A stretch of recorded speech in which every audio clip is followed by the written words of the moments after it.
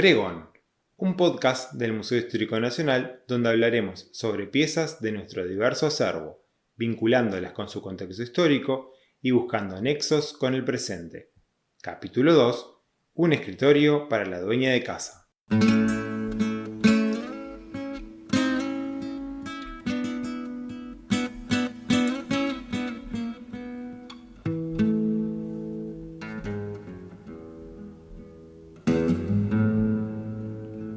Para la gran mayoría de las sociedades, la lectura y la escritura son claves para el desarrollo de las personas. Desde temprana edad, son habilidades que nos enseñan en nuestros hogares y en las instituciones educativas, ya que son necesarias para el aprendizaje de otros conocimientos. La enseñanza de la lectura y la escritura no siempre fue la misma para varones y mujeres. Hace unos 100 años, en Uruguay se consideraba importante que los niños aprendieran estas habilidades porque les serían útiles en su vida adulta. Pero no se creía que fuese esencial en la educación de las niñas. El ideal femenino del 900 uruguayo imaginaba a las mujeres en su casa, sirviendo a su esposo e hijos. Para ese modelo de madre y esposa, el desarrollo de la lectoescritura tenía fines muy limitados. En la vida adulta, los lugares y el mobiliario usados para la lectura y la escritura también diferían entre mujeres y varones. El escritorio era el lugar donde se hacían estas actividades. La palabra escritorio podía hacer referencia a una sala dentro de la casa y también a un mueble. El mueble con muchos cajones y una superficie rebatible para escribir se solía llamar secretaire. Los escritorios de uso masculino en las clases altas solían ocupar una sala entera, que alojaba la biblioteca, la mesa y una butaca confortable. El Museo Histórico Nacional cuenta en su acervo con los escritorios de varios intelectuales y políticos uruguayos, como José Enrique Rodó, Eduardo Acevedo y Luis Alberto de Herrera.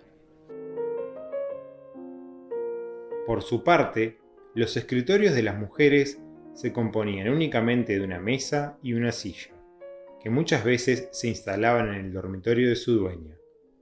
Esta disparidad en la jerarquía del escritorio ilustra las expectativas sobre la práctica de la lectura y la escritura en varones y en mujeres. De estas últimas, se esperaba que sus actividades de escritura no fueran más allá de la correspondencia con amigas o parientas, y de las tareas propias de una buena ama de casa que sabía llevar su hogar.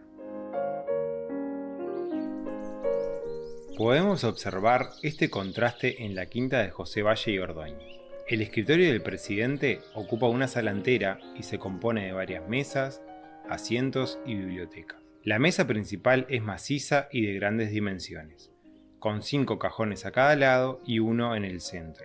El de Matilde Pacheco, su esposa, es un mueble ubicado dentro de su dormitorio.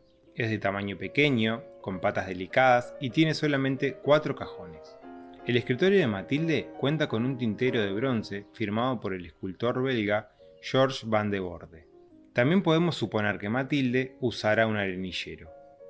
Estos recipientes con orificios en su tapa se usaban para rociar arenilla sobre lo escrito, a fin de que la tinta secara más rápidamente. En 1913, la revista montevideana Elegancias publicaba una sección titulada El arte de la dueña de casa. La edición de junio estaba dedicada al escritorio. En el artículo, su autora, Marie Bertin, se proponía responder 2 preguntas: ¿cómo ha de ser el escritorio de una dama y para qué se ha de emplear?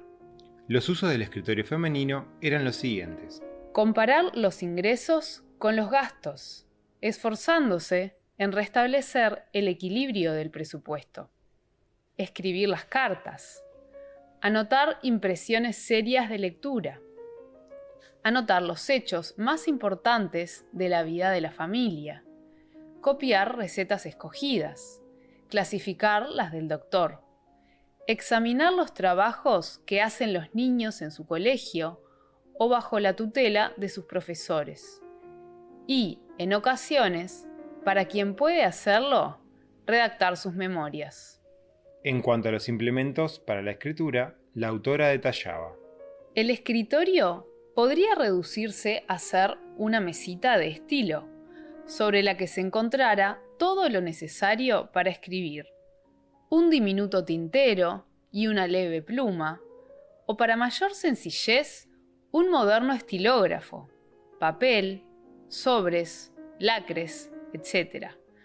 Nada extraordinario, pero sí todo lo indispensable para la cotidiana labor que durante algunos minutos nos retiene, absortas, sobre las cifras de nuestras cuentas, o sobre los cuadernos de memorias, y sobre la correspondencia privada, que son los íntimos confidentes de nuestras penas o de nuestras alegrías.